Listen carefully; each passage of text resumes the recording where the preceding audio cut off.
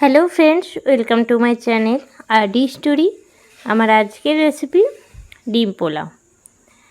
One পট মিল হিসাবে কিন্তু আপনারা যে কোনো সময় এই রেসিপিটা বাড়িতে তৈরি করে নিতে পারেন।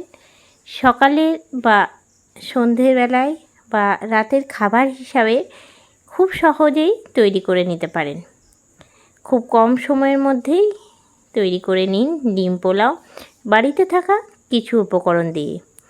কেমন লাগলো রেসিপিটা অবশ্যই আমাকে কমেন্ট করে জানাবেন।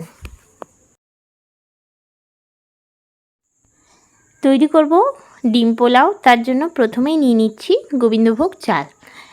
আজ আমি গোবিন্দভোগ চাল দিয়ে পোলাওটা তৈরি করব। তার জন্য কাপে আমি চালটা মেপে নিয়েছি। ছোট চায়ের কাপের মেপে আমি এখানে 4 কাপ চাল নিয়েছি। চালটা নিয়ে নেওয়ার পরে খুব ভালো করে জল দিয়ে ধুয়ে নেব। চালটা ধুয়ে নেব 4 থেকে 5 বার। পরিষ্কার করে ধোয়া হয়ে গেলে আমি একটা ছাকনা নিয়েছি, এর মধ্যে চালটা জল ঝরিয়ে নেব। একটুখানি জল ঝরিয়ে নিলে কিন্তু মশলাগুলো খুব ভালো মতন মাখানো যায়। 5 থেকে 7 মিনিটের মতন ছাকনার মধ্যে রেখেছিলাম, আর জলটা এখন অনেকটাই ঝরে গেছে। এরপরে একটা ছড়ানো বাটির মধ্যে আমি চালটা নিয়ে নিলাম। এর মধ্যে কিছু মশলা আমি দিয়ে দেবো। প্রথমেই দিয়ে দিচ্ছি 1 চামচ শাহি গরম মশলা। শাহি গরম মশলা গুঁড়ো দিলাম, তারপরেই দিয়ে দিলাম গোলমরিচের গুঁড়ো 1 চামচ, আর দিয়ে দিলাম 1 চামচ ঘি। এই 3টে জিনিস দিয়ে দেওয়ার পরে খুব ভালো করে আমি মাখিয়ে নেব। হাত দিয়ে চালটার চারপাশে খুব ভালো করে মাখিয়ে নিচ্ছি। আর খুব ভালো করে মাখিয়ে নেওয়া হয়ে গেলে আমি ঢাকা দিয়ে দেবো 15 মিনিটের জন্য। এই পোলাওটা তৈরি করা কিন্তু খুবই সহজ আর খুব কম সময়ের মধ্যে তৈরিও করে নেওয়া যায়। এরপরে আমি ঢাকা দিয়ে দিচ্ছি। যেহেতু এটা ডিম পোলাও, তার জন্য প্রথমেই নিয়ে নিয়েছি 6টা ডিম। ডিমটা আগে থেকে আমি সিদ্ধ করে খোসাটা ছাড়িয়ে নিয়েছি। ডিমটা এবার ভেজে নেবো। তার জন্য প্রথমেই কড়াই দিয়ে দিলাম রিফাইন্ড অয়েল। এখানে আমি 2 চা চামচ রিফাইন্ড অয়েল দিলাম। এবারে সিদ্ধ হয়ে যাওয়া ডিমটা আমি সাইড থেকে কেটে নিচ্ছি। ছুরি দিয়ে 4-5টা সামান্য করে করে কেটে নিচ্ছি, এতে করে ডিমটা কড়াইয়ে দেওয়ার সময় কিন্তু ছিটে আসবে না। কড়াইয়ের তেল গরম হয়ে গেছে, দিয়ে দিচ্ছি ডিমগুলো। দিয়ে দেবো এর মধ্যে আন্দাজ মতন লবণ। লবণটা দিয়ে ডিমটা ভালো করে ভেজে নেব।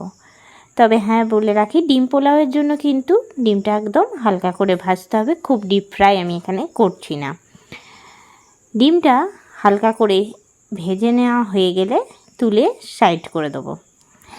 আর ডিমের মধ্যে কিন্তু হলুদ দিইনি, হলুদ ছাড়াই কিন্তু ডিমটা ভেজেছি। আপনারা চাইলে সামান্য হলুদও দিতে পারেন। অন্যদিকে কড়াই চাপিয়ে নিচ্ছি। কড়াইয়ের মধ্যে দিয়ে দিচ্ছি রিফাইন্ড অয়েল 4 চা চামচ। তেল গরম হয়ে গেলে তার মধ্যে দিয়ে দেবো পেঁয়াজ। পেঁয়াজটা কুচি করে নিয়েছি। একটা মিডিয়াম সাইজের বড় পেঁয়াজ নিয়েছি। পেঁয়াজটা বেরেস্তা আকারে এখন ভেজে নেব। আর পেঁয়াজটা ভেজে কিন্তু তুলে সাইড করে রাখবো, এটা পরে কাজে লাগবে। একটা পেঁয়াজ প্রথমে বেরেস্তার জন্য ভেজে নেব। তেল গরম হয়ে গেছে, আর পেঁয়াজটা গ্যাসের ফ্লেমটা লো টু মিডিয়ামে রেখে পেঁয়াজটা কিন্তু ভেজে নিচ্ছি। এখন অনেকটাই লাল হয়ে এসেছে। এবার আমি পেঁয়াজটা তুলে নেব। পেঁয়াজটা মধ্যে কিন্তু আমি লবণ দিইনি, কেননা তাড়াতাড়ি নরম হয়ে যাবে। পেঁয়াজটা এখন প্রায় তুলে নেওয়া হয়ে গেছে। এবারে ফোড়নে দিয়ে দিচ্ছি 2টো এলাচ আর সামান্য পরিমাণে দারচিনির টুকরো। দিয়ে নিয়ে আবারও আমি কড়াইয়ের মধ্যে দিয়ে দেবো পেঁয়াজ। এখানেও আমি একটা মিডিয়াম সাইজের পেঁয়াজ কুচি করে নিয়েছি। পেঁয়াজটা খুব ভালো করে ভেজে নেব, তবে খুব লাল করে ভাজবো না, যেমনি গ্রেভি করি সেই হিসাবেই পেঁয়াজটা ভেজে নেব। পেঁয়াজটা গ্যাসের ফ্লেমটা লো টু মিডিয়ামে রেখে কিন্তু ভাজতে থাকবো। পেঁয়াজটা বেশ কিছুক্ষণ ধরে ভেজে নিচ্ছি। পেঁয়াজটা যখন ভেজে নেওয়া হয়ে যাবে তখন এর মধ্যে দিয়ে দেবো আদা রসুনের পেস্ট। এখানে আমি 1 ইঞ্চির মতন আদা আর একটা রসুন নিয়ে বেটে নিয়েছি। আদা রসুনটা পেঁয়াজের সঙ্গে খুব ভালো করে ভেজে নেব। প্রথমে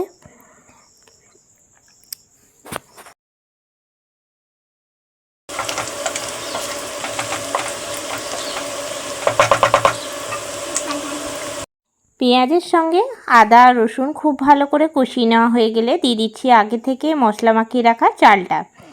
চালটা কিন্তু এখন 15 মিনিট ভিজিয়ে রাখা হয়ে গেছে মশলার সঙ্গে। দিয়ে দিলাম কড়াইয়ের মধ্যে দিয়ে নিয়ে বেশ কিছুক্ষণ ধরে নাড়াচাড়া করব। 5 থেকে 7 মিনিট খুব ভালো করে গ্যাসের ফ্লেমটা লো টু মিডিয়ামে রেখে চালটা নাড়াচাড়া করব। তবে গ্যাসটা কিন্তু হাই ফ্লেমে রাখলে হবে না, এতে করে কিন্তু চালটা পুড়ে যেতে পারে বা তলায় ধরে যেতে পারে। একদম লোতে রেখে চালটা ভেজে নিচ্ছি। পোলাওয়ের চালটা যদি খুব ভালো করে ভেজে নেওয়া হয় তাহলে কিন্তু পোলাওটা একদম ঝরঝরে হয়। চালটা যখন ভাজা হয়ে আসবে তখন কিন্তু একটা ফোটার আওয়াজ হবে, তখনই বুঝে নিতে হবে চালটা ভেজে নেওয়া হয়ে গেছে। আর যেহেতু এখানে 4 কাপ চাল দিয়েছিলাম, ওই কাপের মাপ করেই কিন্তু আমি জলটাও দেবো। জলটা আমি আগের থেকে গরম করে নিয়েছি। পোলাওয়ে সবসময় গরম জল দেবেন, এতে করে কিন্তু খুব ভালো হয় পোলাওটা। তো আমি এখানে 8 কাপ জল গরম করে নিয়েছি, দিয়ে দিলাম চালটার মধ্যে। চালটা কিন্তু এখন খুব ভালো করে ভেজে নেওয়া হয়ে গেছে। খুব ভালো করে নেড়ে নিলাম জলটা দেওয়ার পরে। এবারে আমি দিয়ে দিচ্ছি লবণ। এখানে আমি আন্দাজ মতন লবণটা দিলাম, আপনারা পরিমাণ বুঝে লবণটা ব্যবহার করবেন। আর দিয়ে দেবো এর মধ্যে চিনি। এখানে আমি 1 চামচ চিনি দিলাম। চিনি আর লবণ দেওয়ার পরে খুব ভালো করে নাড়িয়ে নিচ্ছি। আর দিয়ে দেবো এবার আমি ঢাকা দিয়ে দিচ্ছি 10 মিনিটের জন্য। 10 মিনিট হয়ে গেছে আর জলটা কিন্তু একদম শুকিয়ে গেছে।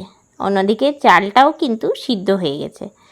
তল ওপর করে নাড়াচাড়া দিয়ে নেব আর গ্যাসের ফ্লেমটা একদম লোতে রাখবো। এতে করে কিন্তু খুব ভালো করে চালটা সিদ্ধ হয়ে যায়। আর অন্যদিকে ডিমটা আগের থেকে ভেজেই রেখেছি। এরপরে ডিমটা দিয়ে দেবো এর মধ্যে। খুব সহজেই কিন্তু এই রেসিপিটা আপনারা বাড়িতে তৈরি করে নিতে পারেন। ডিমটা দেওয়ার জন্য আমি একটুখানি ফাঁক করে নিচ্ছি। এর মধ্যে আগের থেকে ভেজে রাখা ডিমটা দিয়ে দিচ্ছি। যেহেতু ডিম পোলাও, ডিমটা দেওয়ার পরে কিন্তু বেশ কিছুক্ষণ ঢাকা দিয়ে রাখবো। আর আমি এখানে 6টা ডিম দিয়ে করছি, আপনারা চাইলে এর থেকে কমও নিতে পারেন আবার বেশি দিয়েও করতে পারেন। ডিমগুলো একটুখানি পোলাওটার ভেতরে ঢুকিয়ে দিচ্ছি, এতে করে কিন্তু গন্ধটা খুব ভালো ছড়াবে। ডিমটা চারপাশে খুব ভালো করে দিয়ে দিচ্ছি। এরপরে দিয়ে দিচ্ছি আগের থেকে ভেজে রাখা বেরেস্তাটা। যে বেরেস্তাটা আমি আগে থেকে ভেজে সরিয়ে রেখেছিলাম, ওপর থেকে চারপাশে ছড়িয়ে দিলাম। আর দিয়ে দিলাম কাঁচা লঙ্কা। বেরেস্তা আর কাঁচা লঙ্কা দেওয়ার পরে ঢাকা দিয়ে দিলাম 5 মিনিটের জন্য। গ্যাসের ফ্লেমটা একদম লোতে করে দিয়েছি। 5 মিনিট পরে ঢাকনাটা খুলে নিলাম আর পোলাও কিন্তু পুরোপুরিভাবে রেডি হয়ে গেল। একটুখানি তল উপর করে দেবো আর সম্পূর্ণভাবে তৈরি হয়ে গেল ডিম পোলাও। ওপর থেকে দিয়ে দিচ্ছি গরম মশলা গুঁড়ো। আর ঘি দিচ্ছি না, যেহেতু চালটার মধ্যে আগে থেকে ঘি মাখিয়ে রেখেছিলাম। আপনারা চাইলে সামান্য পরিমাণে ঘিও এখানে দিয়ে দিতে পারেন। তৈরি হয়ে গেল আমার আজকের রেসিপি ডিম পোলাও। দুপুরের বা রাতের খাবার হিসাবে অনায়াসে খুব সহজেই আপনারা তৈরি করে নিতে পারেন। আজকের এই রেসিপিটা আপনাদের কেমন লাগলো অবশ্যই আমাকে কমেন্ট করে জানাবেন। রেসিপিটা ভালো লেগে থাকলে লাইক করবেন, শেয়ার করবেন। এই চ্যানেলে নতুন বন্ধু হয়ে থাকলে চ্যানেলটা সাবস্ক্রাইব করার অনুরোধ রইল। পাশে থাকা বেল আইকনটা প্রেস করে রাখবেন সবার আগে নোটিফিকেশন পাওয়ার জন্য। আবারও কোনো নতুন রেসিপি নিয়ে হাজির হব। সঙ্গে থাকুন আর দেখতে থাকুন। সবাই ভালো থাকবেন, সুস্থ থাকবেন। ধন্যবাদ।